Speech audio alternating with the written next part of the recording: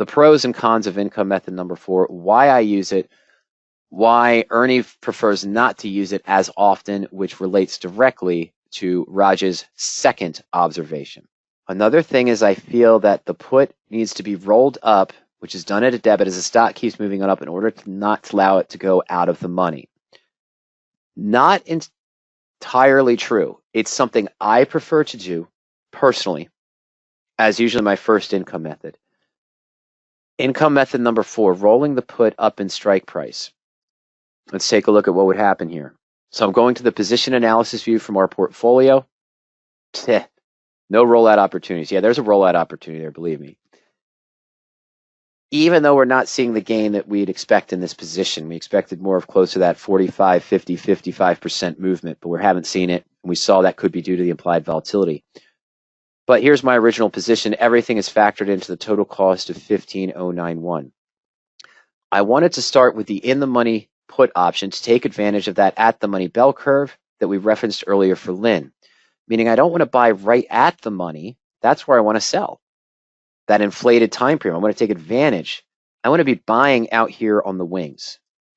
And for the put, buying in the money above the strike price gives us that best protection of the single-digit risks to put the market odds in our favor. Not out of the money, because the stock needs to fall and hit that put. You're taking double-digit risks of 14, 15, and 16% instead of good controlled risk of maybe 5 to 8% or so.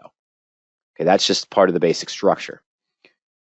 Now, as the stock, as Annette has moved up, we were over here at the, I know we weren't too far away, but we were at the 140 strike when the stock was trading at 135.21. The 135 would have been at the money. Now, if we looked at the chain, even out to September, the 140 put has the highest time value, and the 145 is lower.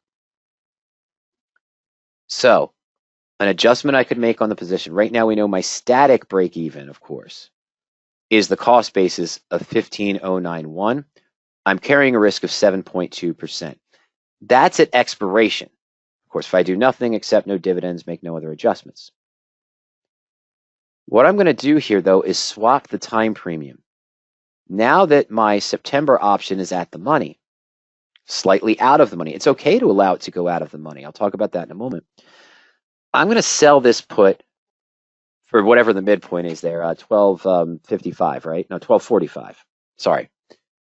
I paid $15.70 for it. So I'm losing $3.30 some odd cents, $3.25 or so on that put. And I'm going to buy a higher strike put at 15. I'm going to add a debit of $2.55 to this structure, which is going to do what? Increase my cost basis by that $2.55. Move my break even up by $2.55. But I'm gaining 5 points of guaranteed exit. So I'm going to drop this maximum risk by $2.45. And if I entered it correctly, you would see that. So let me correctly put in that we're selling this position, Raj, and buying the next one, 12.55 to 15. Risk is reduced to 8.36 or to 5.5%. Break even moves up to 153.36 from 150.19 or whatever it was. It's a trade-off. Now, this satisfies my general rules of thumb for income method number 4. My basic general rules are that when I do income method number 4, I don't want to breach what I call the 60% rule, meaning I don't want to pay more than 60% of the gain I'm getting in the put strike prices. So the max I'd pay for a 5-strike movement in this case is $3. We're at 245, debit increase, right? 1255 in, 1500 out. For a 5-point gain, I'm below 50%. I like that. That's in the wheelhouse of where I want to go. The pros and cons. I've reduced the risk roughly by that 245 down to 836, or from where we started, I forget the actual initial number, but we've lowered the risk down to 5.5%. But let's go out 20 days. Let me just take a look at something here. Let's go 14 days. I don't want to sell the 140 call because that's now in the money. Selling the 145 call would bring in 170. I'm sorry, 165 is right in front of me. Jeez. At midpoint. So just using income method number 1 and bringing premium in would reduce my risk by 165. Income method number 4 dropped it by 245 or 255. It was a 240. Yeah, it was a 245 debit for a 5-point gain. So we gained 255, 90 cents more than the comparable call. Yes, these are higher, but we're comparing it to the 145 because that's the maneuver we did. But I'm still in a married put, still have that 145 strike now that I moved up to with the income method number 4 position. So, why not? I can still sell that call against it now, still get the 165 with the lower risk in place. Expected 4% return in the next 14 days. We would have been in the position for about 28 days from February 22nd till then, 4% return. Best case scenario. Reduce the risk down to 4.4%. Not quite cut it in half, but came close. And it's still viable. We're doing what we want here. We're taking the risk and meeting what we want for the potential return on the trade, generating the income at least 1%, reduce the risk by almost 3.5%, I think. So we're on the right track here, Raj. That's what we're doing. My general rule of thumb is it's okay to let it go out of the money slightly. My general preference is to let it go almost halfway between. In other words, if this was my actual married put and I just went slightly out of the money today, that's okay. I'm still in the wheelhouse of the ATM bell curve. Because remember, this is the option now I'm going to sell. I want to be near that peak. And that peak is going to exist. I mean, I'm still going to be, that's 140. But here at 140.50, I'm still there. Here at 141, I'm still there. Here at 142, I usually find the best time for me personally when usually I see that great 50% price. And we have it here. But that great 50% price, meaning I'm paying $250 to move up 5, I'm paying 5 to move up 10, happens when the stock is between the two strike prices I'm planning on choosing to use. So maybe at 142, 142.20, 142.50, usually gives me that 50% I want, only paying $250 or possibly even less of that debit to get the 5-point higher payout. Paying $5 or maybe $4.90 or $4.80 to get the 10-point higher payout. That's what I look for in those situations. It's okay to let it go slightly out of the money. What I don't want to do, Raj, and you're absolutely right, I'm talking about in a 5, 6, or 7 day time frame. What I don't want to do is allow it to go up to 144 or 145 and sit here for the next 50 days on that out of the money put, because now that's what? It's all time value, and it's going to decay more rapid than the in the money option will, even though I still have a lot of time remaining on the trade. But you're right. I don't want to just sit there and let it go and let it go and let it go. There's a distinctive advantage to that, though, if you are positive and very confident, I should say, not positive. No one's ever positive.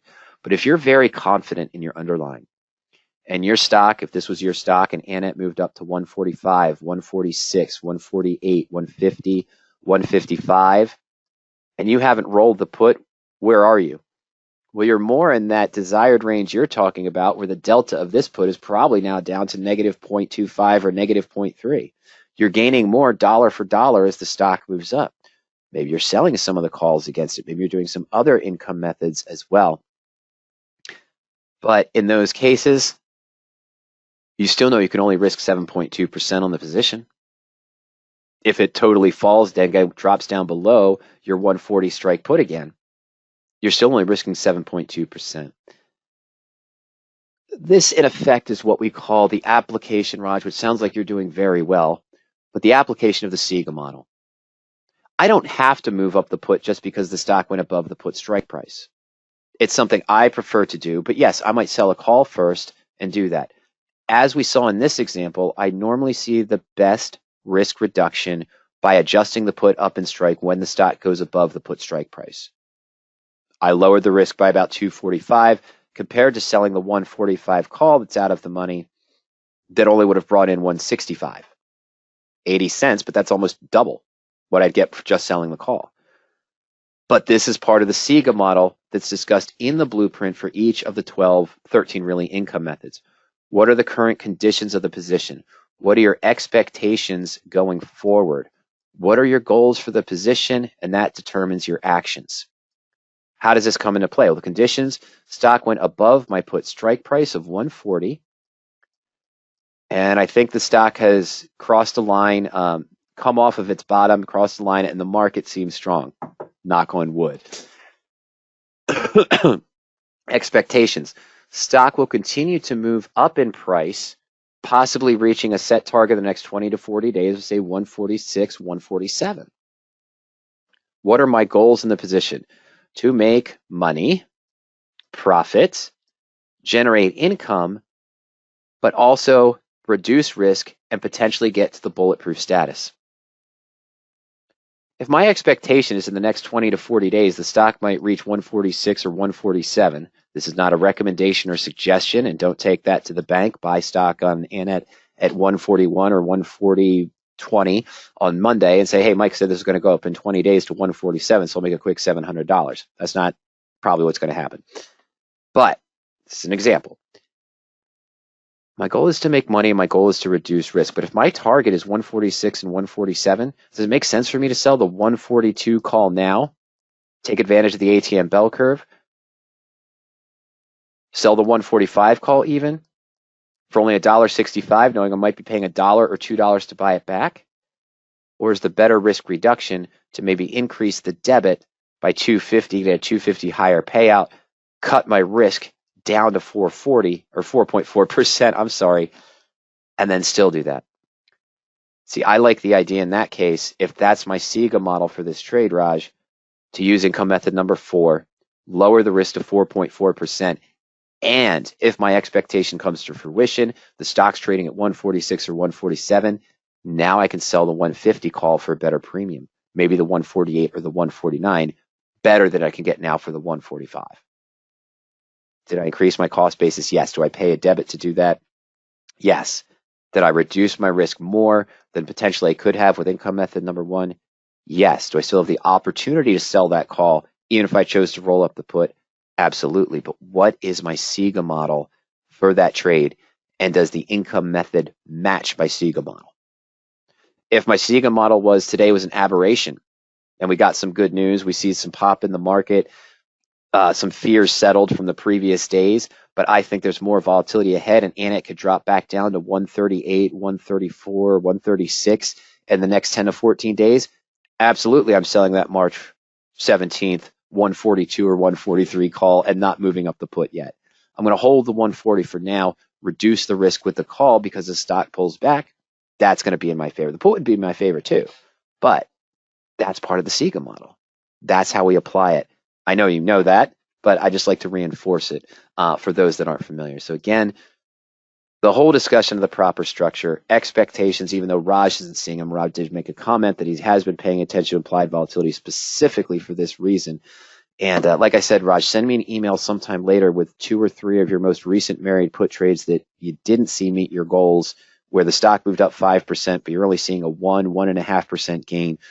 Give me the date that you entered the positions, of course, the stock price and the stock symbol, and the put you bought and the price you paid for the put. I'll take a look at those, okay?